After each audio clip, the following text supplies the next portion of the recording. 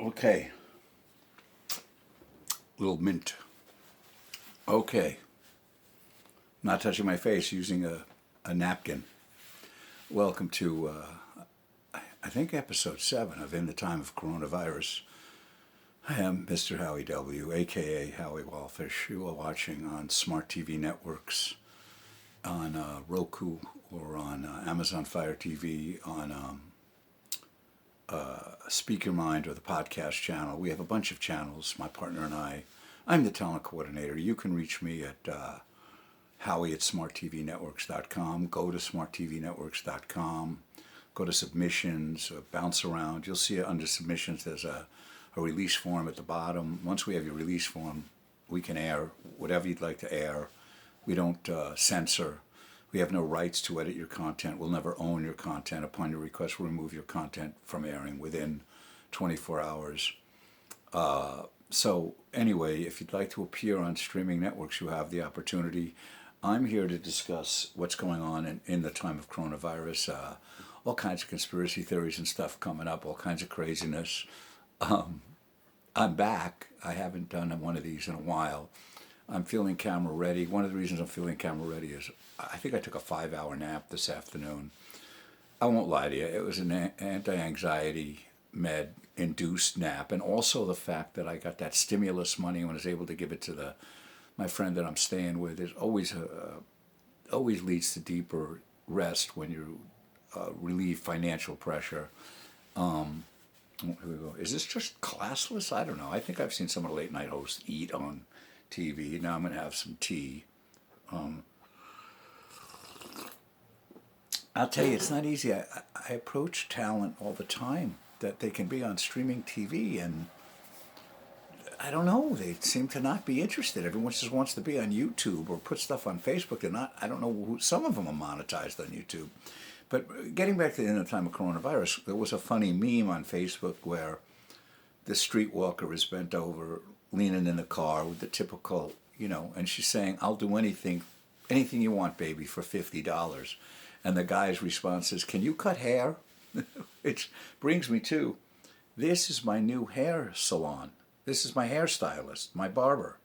Now, for a long time, I've, as my hair's gotten longer, to stave off spending too much money on getting a haircut, I would get in the shower. When in the shower, my hair's all wet, I put the body wash, back here, and I go like this, and I clean up the back, and I clean up around here, and clean up the excess in the back. But, up top, it never dawned on me, and I can't get to the hair. So now I've been doing this. I'm just sharing a secret I've discovered. Well, a technique. I can't believe how well it's worked.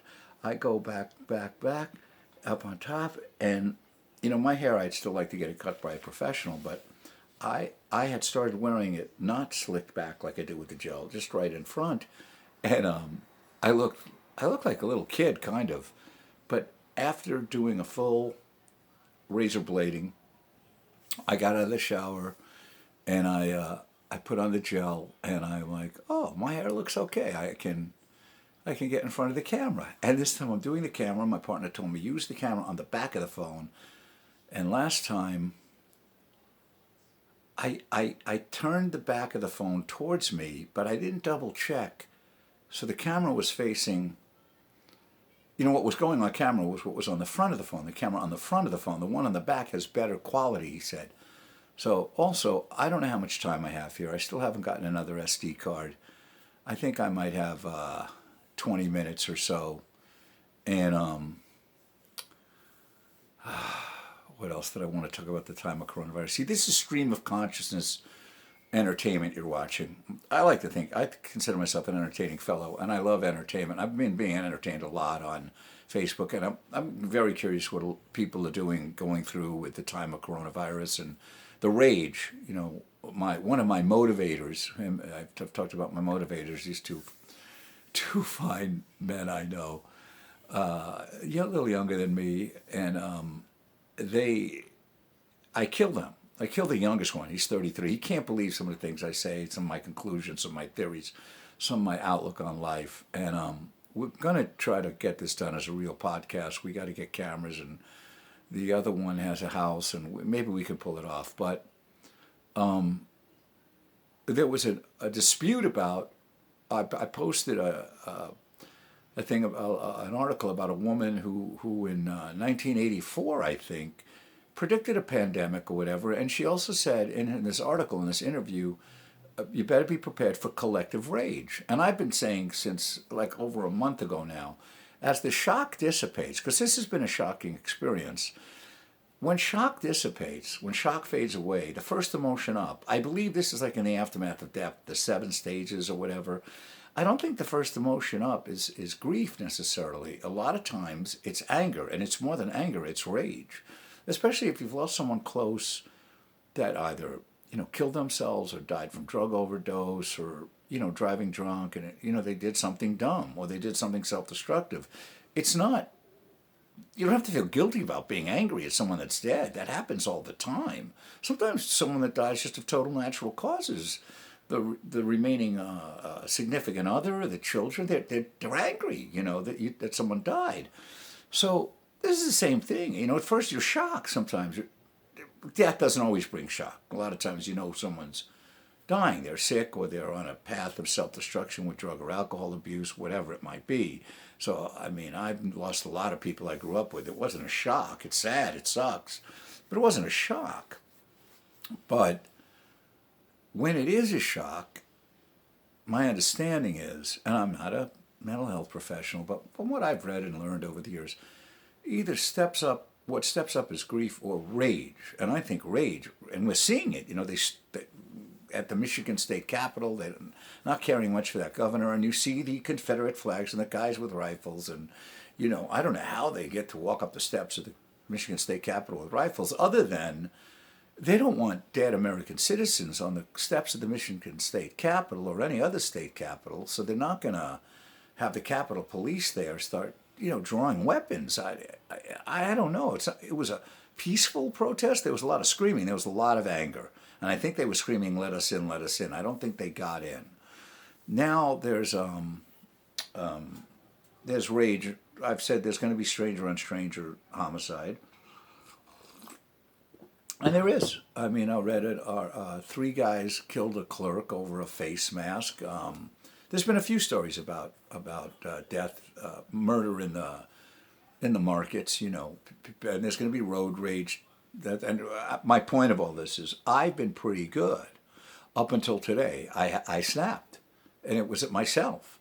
I went to give blood. There's a country club not far from me, and they were doing, they go on, blood drives at locations. One time it was a church across the street from where I'm at, and it was easy, just walk in and give blood, and, So when you go to give blood, whether there is a pandemic or not, you got to have your license. And I keep my stuff in these little packets. I have 3 different ones. One has my health insurance card and my driver's license and my Costco card. One has my 2 debit cards, and one has what else? Whatever other cards, library card. I don't know. There's 3 of them. But when I get there, I can't find the one with the driver's license. And they're booked up all day. I don't live far from where it was. I said to the guy, I'm not far away. He goes, no, I won't be able to squeeze you in, So I walked out of that country club. I was so pissed off at myself. I snapped. I was like, fuck me. And I'm in the car and I'm screaming like a maniac. I'm so fucking pissed off. But it's at least alone in my car at myself. What was even weirder was when I got home, I thought, okay, it's on the little table I keep next to the chair where I sit at the computer. And it wasn't. The 2 packets that I had, I left on the front seat of the car. So then I empty out my pocket. I automatically empty out my pockets when I come in the house. And I thought I'll look on the couch. It wasn't on the couch that I'm sitting on now to do this podcast for you. And then I emptied out my pockets, and then I looked again, and there it was. And I'm like, I checked 3 times in my back right pocket. That's where I keep these things. And that means that it was there. but my hand couldn't discern the difference between the feel of this stuff here and the cloth of the shorts I was wearing, and I'm like, okay, I'm losing it. You know, you see people posting these things about it's Monday, Friday's Day or whatever. You know, people don't know what date it is, what day it is, what the hell is going on. You know, more and more people are drinking, starting in the mornings and drinking all day. Anti-anxiety meds are skyrocketing, of course. I've never been at risk. People tell me don't take it, blah, blah, blah, blah, blah.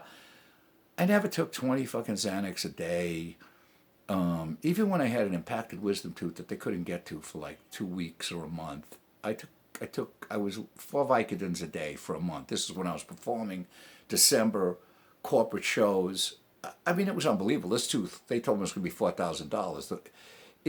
I had to get like a Star Trek X-ray of it. It went all around your head. So I'm not concerned about utilizing medication, and I'm a big fan of Western medicine. And so, but it has its residual effects. I mean, there's no question. I mean, there's definitely side effects, and that was one of them. And so you can't just stop, you know, the anti-anxiety meds cold. They say you'll get seizures. It's really bad to do it. But I've made great progress in the weaning off, and my due date for getting a refill of prescription on the 10th, which is 5 days away now, and I just finished the prescription from 2 months ago on the 10th.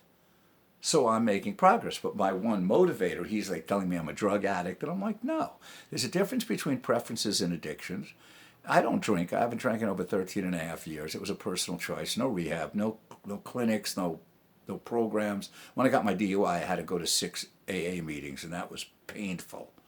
And I know people who've survived, who've made it, and my respect for them is off the charts. There's one in particular, you know, I know very few that, you know, got away from it, using the program or rehab, and I know many that are dead. So I did read an interview with Sarah Silverman once. She said she was taking like 18 Xanax a day. I don't know how she can even remember her name at that point.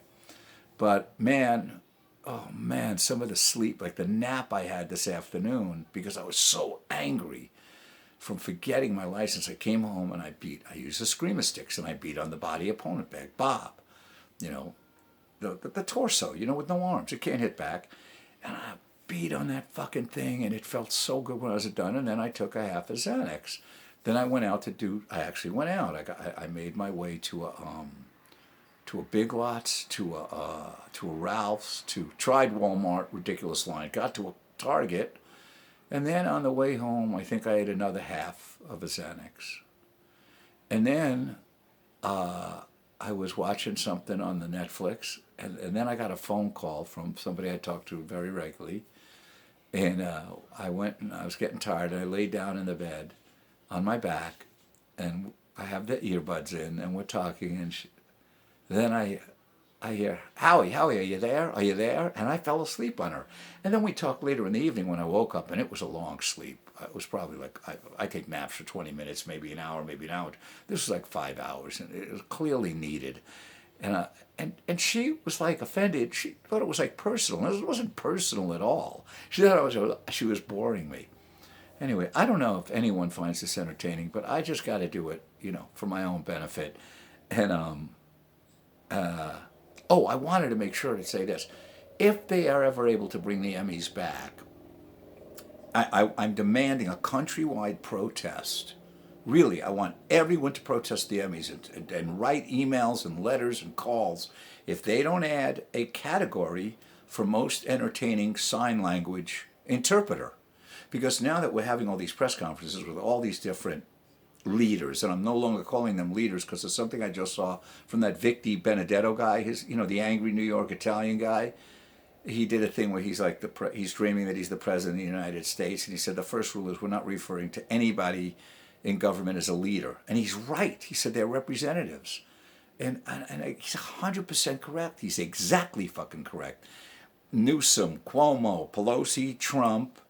Well, the president should be seen as something of a leader, but nonetheless, he's an elected representative.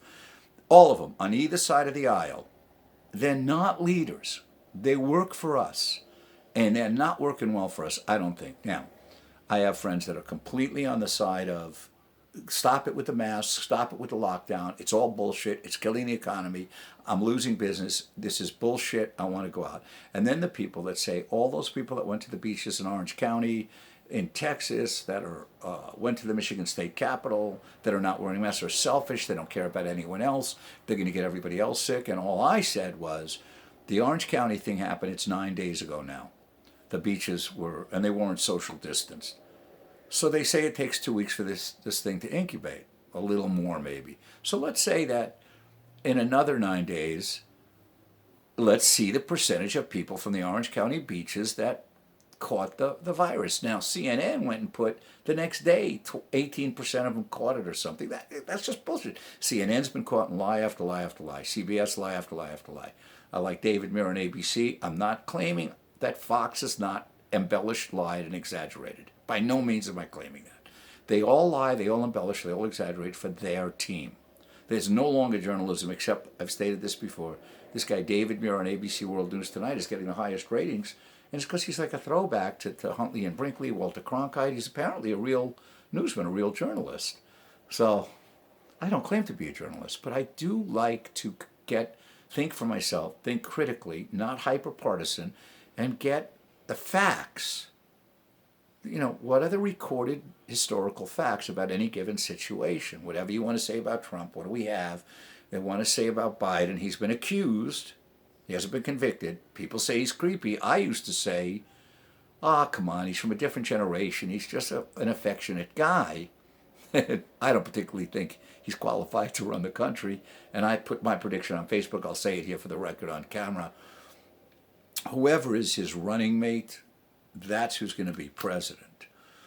If Hillary winds up as his running mate, it's because her and the DNC have worked out, the Clintons and the DNC have worked it out that come summer, Uncle Joe is being diagnosed with mental health or medical, or he's just deciding it's too much for him, but he's stepping aside, leaving Hillary as the candidate. I still say Oprah is a possibility. If Michelle Obama comes on as VP candidate, the other side has reason to be really, really worried. But the people I know that are Trump lovers, they just scoff completely. They do the exact thing that Trump's opponents did. They're completely underestimating what it would be to have Michelle Obama on that ticket. Oprah could go either way. Hillary is still very polarizing. Cuomo, he might come on. He's got a big approval rating right now. He's looking presidential, but that guy's got some... When they come out with some of the truth about him, I don't think... Look. Really what we need, I'll say it again, we need to hope and pray that the Greek guy on that show, Ancient Aliens, Georgios Tsoukalakis, I think his name is, and the other guy with the beard, those are the most, they really want it to be aliens. Like there's that meme of Giorgio. I'm not saying it's aliens, but it's aliens. We need what drug addicts and alcoholics need from their family and friends, or cult members need. We need an intervention. It's either Jesus, divine intervention, or, benevolent extraterrestrials. This world can't keep going like this, And by the way, the Bible people, I call them the Bible people, those that believe in, this is the time of the revelations and everything. Well, guess what? Now there's the murder hornets. So the first horseman is pestilence. Well, the virus is pestilence. There were the locusts in Egypt and in Africa and the Middle East. The sidewalks were moving. Now there's murder hornets. So you cannot scoff at the people that believe we're in the book of Revelations. I have to check and see if we're still going. Yeah. We're still recording. I'm at 18 minutes. Look at that. I'm going to wrap it up on my own. I won't be able to tell when this camera dies on me, when it stops. So look, if you pray, pray. If you're an atheist, visualize. If you believe in the ETs, that they're underneath the ice in Antarctica, I'd say hope and pray that the main thing is they're benevolent, because if they're not, then they're enslaving us. Just so everyone knows, the second horseman is war, and then comes famine. I don't want to be around for famine. I'd rather go up in nuclear devastation. Also, there's a great 13-minute video clip from Epic, EPOCH, Epoch Times, of the truth about this coronavirus, and it's factual recorded history, and it's good. And I don't, if you trust the Chinese government, by the way, I got a number of bridges to sell you, and a great email that you should, connect with that's coming out of Nigeria. I mean, you can't believe anything the fucking communist Chinese government says. These is pure evil, these fucking people. Not the Chinese people themselves. Did it again, touched my face. Anyway, I'll leave you with this. I'd like to say great positivity, we're definitely going to make it. I don't know if that's true or not. I do believe there's going to be an epidemic of suicides. Even if they start to open back up, there's so many businesses gone. There's tremendous damage that's been done. I thankfully have no children. I don't know what it's like for people that have the responsibilities of all that stuff. I don't have them.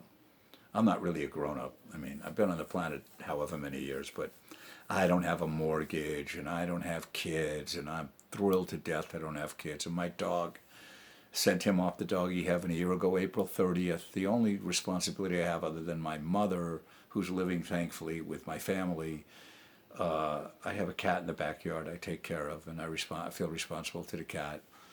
And, I'd like to be obscenely wealthy to help our four-legged friends and all the animal rescue groups I know. And, of course, my friends and some of the people I know that are living in their cars. And I don't know. Let's try and end on a positive note and say that, hey, you know what? This is America, and we've overcome a lot of shit in our day. We fucking brought the Nazis to their knees. We fucked the Nazis, and we came out of the Vietnam War, and, we're still standing. Yeah, there's shit going on in Afghanistan, and it sucks, and I don't know if we're getting out of there, but there was one post about if you were born in 1900, some of the shit these people went through, it's unbelievable. You should look for a Google post about if you were born in 1900. It's unbelievable. So, all right, that's all. That's it. Howie at smarttvnetworks.com. Howie Wallfish, that's with one L, just like it sounds. And it's Howie, not Howey, on Facebook. And also, I'm always looking for guests. I'm always looking for input. I'll read your comments. I'm going to be set up to be able to take phone guests. And hopefully we'll come out of this and I can have in-person guests. And if you want to appear on Smart TV Networks on any of our channels, podcast channel, Speaker Mind channel, comedy, stand-up comedy, clean comedy, original short films, original TV shows, sketches and skits, whatever it is, just let me know. All right, that's all. I mean, I hope this, brought you something. I'm feeling pretty relaxed. It's been about 20 minutes since I ingested the sleep meds, and I'm drinking some herbal tea. So in about 15 more, I'm going to be sleeping deep. And I get an MRI tomorrow for my rotator cuff issue on my shoulder, which will lead me with my new orthopedist to a cortisone shot. And that's why I say, fucking A, Western medicine's okay by me, because I don't know if you've ever had one, but when I've had them before, I could go a year and a half with no pain from one cortisone shot. And I'm not getting this fucking surgery till the ETs show up and have, like Star Trek surgery for us. All right, listen, fantastic. God bless you all. Even if you're an atheist, God bless you. Just try to maintain. If you do explode with rage, if you have rage to get out, get in your car and it's, beat your mattress. Don't engage with other people. You don't know how many people out there are Michael Douglas's character in the movie Falling Down, both men and women. You don't know who's armed. You don't know who's carrying a knife. You don't know who's carrying a gun. You don't know what they're capable, how desperate they are. If they feel like they've got nothing left to lose, those are the most dangerous people. You don't know how quickly your head could be smacked against the cement, the cement pavement or a marble floor or whatever in a grocery store. Or they pick up a bottle